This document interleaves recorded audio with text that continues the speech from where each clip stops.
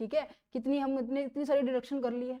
तो चलो अब नेक्स्ट पार्ट भी कर लेते हैं, जिसके अंदर स्पेशली बात करेंगे डोनेशन। भाई कौन कौन डोनेशन कर सकता है? डोनेशन 80 जी भी है, डोनेशन 80 जी भी है, डोनेशन 80 जी ए भी है, डोनेशन 80 जी बी है, डोनेशन 80 जी सी। अरे मैडम जी सी जी बी समझाओ तो सही, रुको अभी चलते हैं उसके पॉइंट के ऊपर भी। क्या कहना चाह रहा है कि आपके पास, आप कोई भी पर्सन हो सकते हैं, पर्सन हो या कंपनी है, सबके लिए अलग अलग है। देखो कोई पर्सन चाह रहा है कि हाँ मैं डोनेशन करूं, कोई कंपनी चाह रही है कि भाई मैं डोनेशन करूं।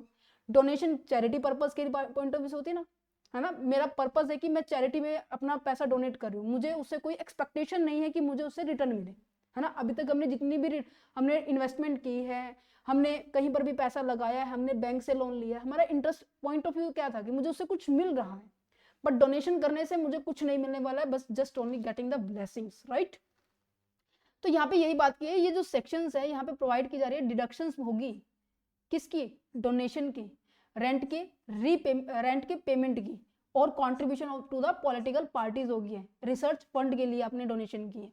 देखो सबसे पहले 80G क्या कर रहा है कि आप क्लेम करेंगे डिडक्शंस को on the donation made by a approved charity. जो भी आपकी अप्रूव्ड चैरिटी है ना, वहां पर आपने क्या किया है? डोनेशन की, ठीक है।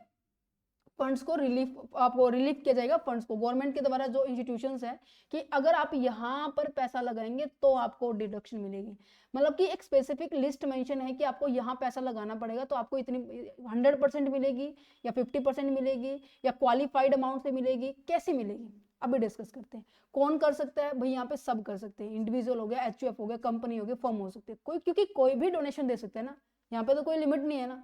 और हाँ, डोनेशन आपकी कैश में भी हो सकती है, डिजिटल भी हो सकती है, बट आपको कैश के अंदर ना लिमिट लगाई गई है कि आप 2000 तक तो कैश में डोनेशन कर सकते हो, अलाउड है। बट जैसे ही आप 2000 से ऊपर, मान लीजिए 3000 या फिर 3 लाख, जैसा भी अमाउंट है, 2000 से ऊपर हुआ तो आपको जरूरी है डिजिटली करना पड़ेगा, तभी डिडक्शन मिलेगी, अदरवाइज डिडक्शन नहीं मिलेगी, ठीक है। अच्छा, टाइप ऑफ डोनेशन के बारे में अगर बात की जाए ना, डोनेशन आपकी ना काफी तरह की होती है। एक तो 100% डिडक्शन होती है, कोई लिमिट नहीं है। दूसरा क्या है? 50% डिडक्शन होती है, मींस कि आपने इन्वेस्टमेंट किया 5 लाख का, तो आपको डिडक्शन मिलेगी केवल 2.5 लाख रुपए की, कोई लिमिट वाली बात नहीं आ रही है। डिडक्शन की है आपने 100% डोनेशन, आपको डिडक्शन मिलेगी, पर subject to the 10% of the adjusted gross total income. क्या कहना चाह रहे हैं? मींस कि यहाँ पर आपको अपनी adjusted total gross total income निकालनी पड़ेगी। एडजस्टेड का मतलब क्या है कि कुछ चीज प्लस करनी पड़ेगी, कुछ चीज माइनस करनी पड़ेगी, एडजस्ट होकर आपको ग्रॉस टोटल इनकम आ रहा है, उसका मुझे 10% लेना पड़ेगा, वो जो भी अमाउंट आएगा उसका पूरा 100% आपको क्या मिल जाएगा? डिडक्शन मिल जाएगी। सेम इस तरीके से यहाँ पर 10% ऑफ द एडजस्टेड जीटीआई, ठीक है, एडजस्टेड निकालेंगे उसका 50% कर देंगे, वो डिडक्शन मिल जाएगी।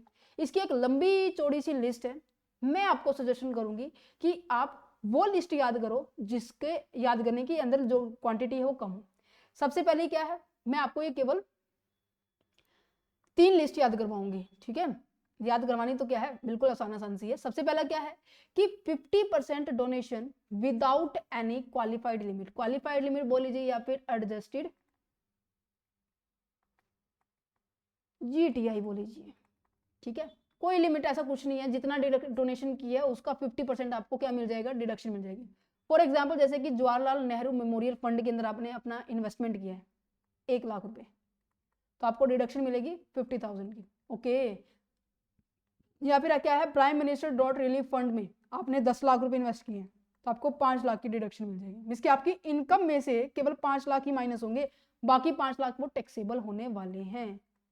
रिमेनिंग जो टैक्स अमाउंट है वो टैक्सेबल होने वाली है। इंदिरा गांधी मेमोरियल ट्रस्ट है, यहाँ पे भी 50% मिलेगी। राजीव गांधी फंड से यहाँ पे भी क्या मिलने वाली है? 50% ही डिडक्शन मिलने वाली। क्या आप देख पा रहे हैं? ये केवल 4 है, इनको याद करना थोड़ा सा ईजी रहने वाला है, ठीक है। नेक्स्ट क्या है? Donations qualify for the 100% donation deductions दी जा रही है। जो भी आपने डोनेशन किए ना उसका पूरा का पूरा 100% डिडक्शन मिलेगी आपको, ठीक है, सब्जेक्ट टू क्वालिफाइड। और नेक्स्ट जो हम बात करने वाले 50% सब्जेक्ट टू क्वालिफाइड, ठीक है। अब यहाँ पर एक चीज लिखी हुई है क्वालिफाइड लिमिट। भाई यहाँ पे तो चलो विदाउट क्वालिफाइड है, बट क्वालिफाइड का मतलब क्या होता है ये तो पता होना चाहिए ना। अब देखो यहाँ पे क्वालिफाइड का मतलब क्या है कि जब आप क्या कर रहे हैं 100% जितना डोनेशन कर रहे हैं, अमाउंट ऑफ डोनेशन, और आपका 10% of the average adjusted total income. भाई एडजस्टेड टोटल इनकम क्या होता है? अरे वेट करो, अभी बताती हूँ। इनमें से जो भी चीजें लोअर होंगी उसे हम क्या कहेंगे? हमारी क्वालिफाइंग लिमिट कहते हैं। उसका हम क्या करने वाले हैं? हम उसका 100%, 50% ये चीजें करने वाले हैं। ठीक है, ये ध्यान रखना। अब हम आगे बढ़ते हैं कि ये क्या होती है, एडजस्टेड टोटल इनकम क्या होती है, वो मैं आपको भी एक्सप्लेन करने जा रही हूँ, वो भी आप ध्यान से सुनना। जस्ट सेकेंड, ये रहा जीटीआई कैसे हम कैलकुलेट करेंगे। Calculation of the adjusted total income of the under section 80G। अब यहाँ पर देखो, एडजस्टेड टोटल इनकम का मतलब पता है क्या है कि आपके इस जो भी आपकी ग्रॉस टोटल इनकम है ना, ग्रॉस टोटल इनकम है, इसके अंदर ना कुछ एक आप क्या करने वाले हो? एडजस्टमेंट करने वाले, स्पेसिफिक क्या करने वाले हो? एडजस्टमेंट्स करने वाले। और उन एडजस्टमेंट वो में अंदर क्या क्या इंक्लूडेड है? जैसे कि आपको कोई भी एग्जम्पशंस मिली है, ठीक है, हाउस रेंट अलाउंस की एग्जम्पशंस है, प्रोविडेंट फंड्स की एग्जम्पशंस है, या फिर मैं कहूं कि आपके जो capital, long term capital gain होते हैं ना, और शॉर्ट टर्म कैपिटल गेन है अंडर सेक्शन 11A, इसके अंदर जो टैक्स लगता है 12.5%, इसके ऊपर लगता है 20%। याद है? ओके। अगर आपको यहाँ पर किसी भी तरह का ये जो क्लेमिंग है, ठीक है, ये मिला हुआ है, तो वो भी माइनस करना है। देन उसके बाद, क्योंकि इनके ऊपर कभी भी डिडक्शंस नहीं मिलती है, ये बात ध्यान रखना। ये जो चीजें हैं कैजुअल इनकम है, कैजुअल इनकम है, सॉरी लिख दिया गया, कैजुअल इनकम है जिसके ऊपर फ्लैट 30% डिडक्शन मिलता है। क्योंकि long term capital gain, short term capital gain, ये एक ऐसी तरह की जो इनकम होती है जिसके ऊपर अपना आपकी जो मेहनत होती है ना, वो मैटर नहीं करती। यहाँ पे मार्केट फोर्स मैटर करते हैं। कि मार्केट फोर्स का मतलब क्या होता है कि मार्केट में चीजें बढ़ रही है या घट रही है, वो देखी जाती है। कि डिमांड बढ़ रही है तो प्राइसेस अपने आप बढ़ जाएंगे, तो शेयर की प्राइसेस अपने आप बढ़ जाएगी। डिमांड कम है तो प्राइसेस कम हो जाएंगे, है ना। तो इनके ऊपर आपका कोई कंट्रोल नहीं होता, ये मार्केट फोर्सेस के ऊपर होती है। यहाँ पे आपकी कोई मेहनत, हम ये नहीं कह सकते कि अपनी मेहनत है, ठीक है, बट इनडायरेक्टली हम ये कह सकते हैं कि हाँ ये मार्केट फोर्सेस के ऊपर डिपेंड है। तो ऐसी जो भी इनकम्स आ रही है, इनमें से ये सारी की सारी चीजें माइनस कर देंगे, ठीक है, उसे बोला जाता है एडजस्टेड टोटल इनकम। तो फॉर्मूला क्या बना? एग्जम्प्टेड इनकम जो है, डिडक्शंस जो भी ली है 80C से लेकर 80U में, केवल 80G को छोड़ के, और LTC और STC इनको माइनस कर देंगे, तो आपके पास क्या आ जाएगा? आपके पास आपकी ग्रॉस टोटल इनकम आ जाएगी एडजस्टेड। तो यहाँ पर देखो, मिस्टर एक्स है जिनकी इनकम की डिटेल 10 लाख रुपए इनकी ग्रॉस टोटल इनकम है, एग्जम्पशन ली हुई है PPF की इंटरेस्ट की 50,000, डिडक्शंस दी हुई है 80C 80U 80D इनकी 1,50,000, long term gain 2 lakh, short term है 1 लाख। तो हम क्या करेंगे? 10 लाख में से सारी की सारी माइनस कर देंगे। अब मेरी जो एडजस्टेड टोटल इनकम है 5 लाख है, इसमें से मैं क्या करने वाली हूँ? मेरी 50% जो डिडक्शन है, 100% जो डिडक्शन है वो लेने वाली। ठीक है, समझ में आया? समझ में आया? तो चलो फिर वापस ऊपर, इनके ऊपर चलो। तो अब आप ये मत पूछना कि मैम ये क्या होता है, मैंने आपको समझा दिया। क्वालिफाइड लिमिट यही होती है कि मेरे को कितनी लिमिट तक अपने मेरी इनकम में से माइनस करूंगी मैं, एडजस्टेड जो जीटीआई मैंने कैलकुलेट करी है ना, वो करूंगी। तो गवर्नमेंट ने अप्रूव किया, लोकल अथॉरिटी या फिर इंस्टीट्यूशंस को या फिर एसोसिएशंस को प्रमोट किया गया है। यहाँ पर ये शब्द इंपॉर्टेंट है कि अगर आप अपनी फैमिली प्लानिंग के लिए पैसा इन्वेस्ट कर रहे हैं, वो पैसा क्या होने वाला है? वो आप उसकी डिडक्शंस आपको 100% मिलने वाली है। क्लियर है?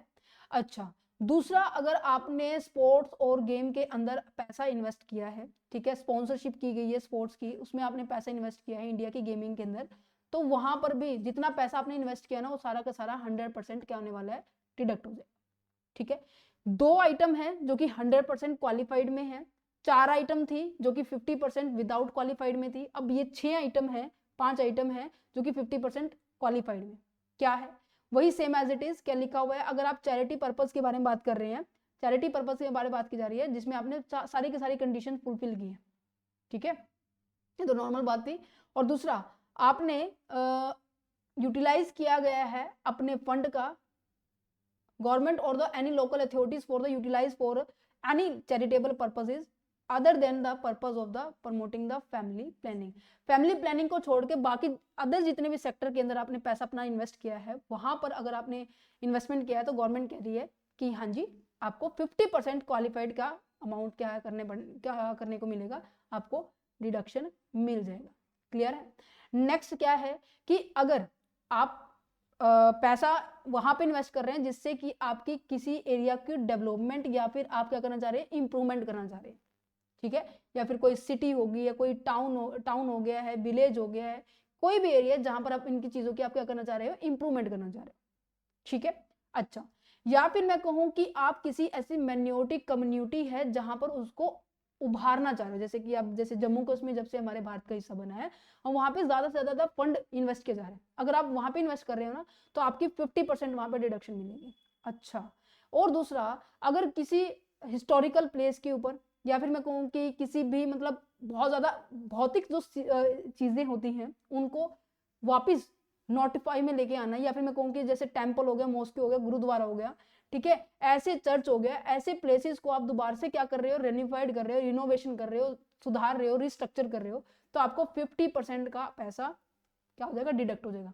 मैम हम क्या पढ़ रहे हैं, हम इतनी देर से समझ नहीं आ रहा। अरे ये क्या कहने चाह रहे हैं, वेट।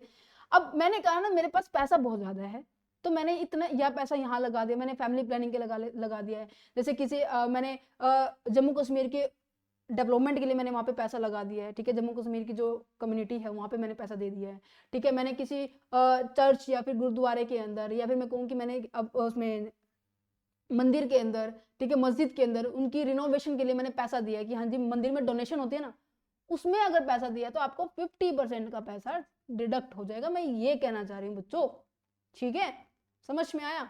ओके, तो यहाँ पर ये डिडक्शंस आपकी दी गई है, आपको ये वाली लंबी लिस्ट याद करने की जरूरत नहीं है जो 100% क्वालिफाइड लिमिट विदाउट क्वालिफाइड के, क्योंकि इसमें ना ये तो 12 ही दिखाई दे रही है, बहुत ज्यादा है। आप इससे बेटर है कि 4 ये याद करें, 2 ये याद करें, 5 याद करें, टोटल 8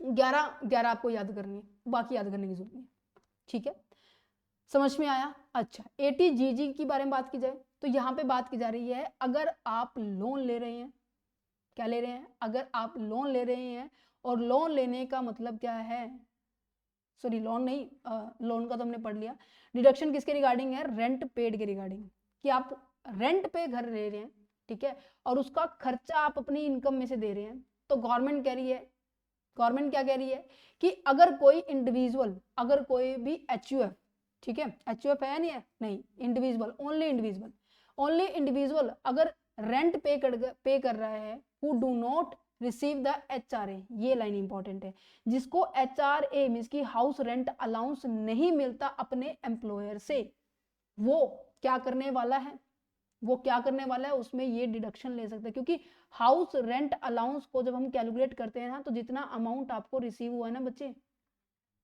अमाउंट रिसीव्ड हुआ है ना, उसमें से हम एग्जम्पशन माइनस करते हैं, अगर जिनको ये HRA मिल रहा है तो एग्जम्पशन माइनस हो गई है ना, अब मेरे को ये मिल ही नहीं रहा भाई, तो एग्जम्पशन कहां से माइनस को, तो ये भी नहीं होगी, तो गवर्नमेंट कहती है भाई जिनको ये HRA नहीं मिलता तो उनके लिए ये सेक्शन 80GG आया है कि आप रेंट पे रह रहे हैं, ठीक है, ओनली इंडिविजुअल को है, उनको पर्सन को जो कि जिनको HRA रिसीव नहीं होता है, must not be own a house in the same city, आपका उसी सिटी के अंदर रहने के लिए घर भी नहीं होना चाहिए। ये नहीं है कि हाँ घर है बट किराए पे रह रहे हैं, और क्यों रह रहे हैं, क्यों रह रहे हैं कि हाँ गवर्नमेंट हमें क्या कर लेगी, मेरे खर्चे का डिडक्शन देगी, ऐसा नहीं अलाउड है, आपका उस पर्टिकुलर सिटी में घर नहीं होना चाहिए, कुछ एक कंडीशन ये चीजें फुलफिल करनी पड़ेगी, ठीक है, बट हाँ जैसे इसको एग्जम्पशन को निकालने के लिए लिमिट होती थी, क्या लिमिट होती थी कि आपको एक्चुअल अमाउंट कितना मिला है, ठीक है, आपकी 10% जो सैलरी होती है उसमें से आपकी एक्चुअल जो रेंट पेड है वो माइनस करना पड़ता था,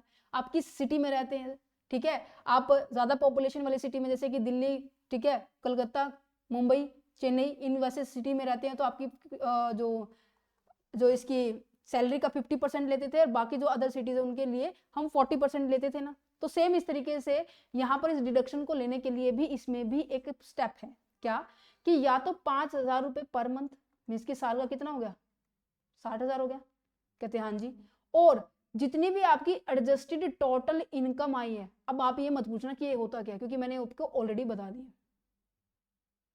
ठीक है, समझ में आया? अच्छा, एडजस्टेड टोटल इनकम आ गई है, वो क्या है, वो क्या है आपकी 25% आपको उसमें लेनी है, ठीक है, नेक्स्ट जाता है एक्चुअल रेंट पेड को आपको क्या करना है, माइनस करना है 10% of the adjusted total income. चलो कल एक एग्जांपल लेते हैं फिर समझ में आएगा। कहते हैं कि रवि है जिसने पे किया है कितना पैसा, 10,000 रुपए पर मंथ रेंट दे रहा है, but does not get the HRA, वो HRA नहीं कर रहा। हिज एडजस्टेड टोटल इनकम कितनी है? 5 लाख रुपए। अब 5 लाख रुपए में से मैं कितना पैसा माइनस करूं जो कि मेरी फाइनली टैक्सेबल इनकम आएगी, वो बारे में बात की जा रही है। अब अच्छा, तो 5,000 सबसे पहला स्टेप क्या है कि मैं क्या करूं, 5,000 रुपए पर मंथ लूं और 12 से मल्टीप्लाई कर दूं, 60,000 आ गया। एक सिचुएशन तो मेरे पास कंडीशन ये आ गई। दूसरा क्या था कि मैं 25% लूं एडजस्टेड टोटल इनकम का, इसकी 5 लाख का 25 करूंगी तो 25 पंजा 125 होता है, तो ये आ गया 1,25,000 रुपए। दूसरा मुझे क्या करना था, 10% करना था, बट कैसा कैसा करना था, एक्चुअल जो मैंने रेंट पेड किया है उसमें से मुझे माइनस करना है। मैंने एक्चुअल रेंट कितना पे किया है, मैंने एक्चुअल रेंट पे किया है बच्चों, कहाँ गया, 10,000 रुपए। 10,000 रुपए पर मंथ का है, 12 से मल्टीप्लाई करेंगे तो कितना आ जाएगा, 1,20,000 आ जाएगा। कहते हैं हाँ जी, 10% मेरा एडजस्टेड टोटल इनकम, ये आ जाएगा 50,000। 12 1,20,000 में से 50,000 माइनस करेंगे तो ये कितना आ जाएगा, 70,000। अब इसमें से तीनों कंडीशन में से जो भी मेरे पास लोअर होने वाला है उसी की मेरे को क्या मिलने वाली है, डिडक्शन मिलने वाली है। अब इनमें से तीनों में से लोअर कौन है भाई, मेरे को तो 60,000 नजर आ रहा है, सभी को यही नजर आ रहा है। कहते हैं हाँ जी, तो 4,60,000 के 4,60,000 के ऊपर मेरे को क्या देना पड़ेगा, टैक्स पे करना पड़ेगा। ठीक है, चलो तो आगे बढ़ते हैं। हमारे नेक्स्ट जो डोनेशन है किसकी है, सेक्शन 80 GGA। GGA क्या है, अब देखो यहाँ पे ना, एक तो ये है GGA, ध्यान से सुनना, GGA, GGB, GGC, ये सारी की सारी डोनेशन है। ठीक है, ध्यान से सुनना, सारी की सारी डोनेशन है। अभी तक हमने क्या कर लिया है, 80C कर लिया है, 80D कर लिया है, 80D भी कर लिया है, 80DB भी कर लिया है, राइट।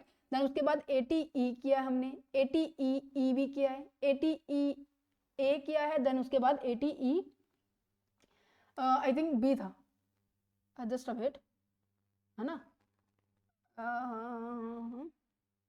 हाँ B था, सही कहा मैंने, यहाँ पर ये B था। ठीक है, देन उसके बाद अब हम क्या कर रहे हैं, 80G कर रहे हैं, 80G में GGB कर लिया है, अब GA GB GC भी कर लेते हैं। डोनेशन अगर कोई क्या कर रहा है, साइंटिफिक या फिर मैं कहूंगी रूरल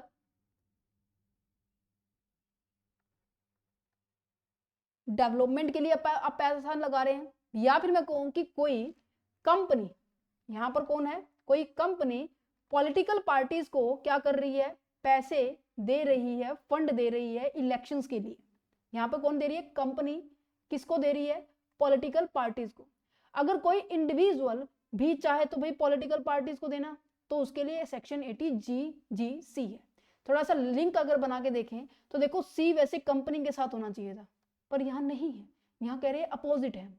ये कह रहे हैं कि बी मेरा है और सी इंडिविजुअल का है। आ गया समझ में।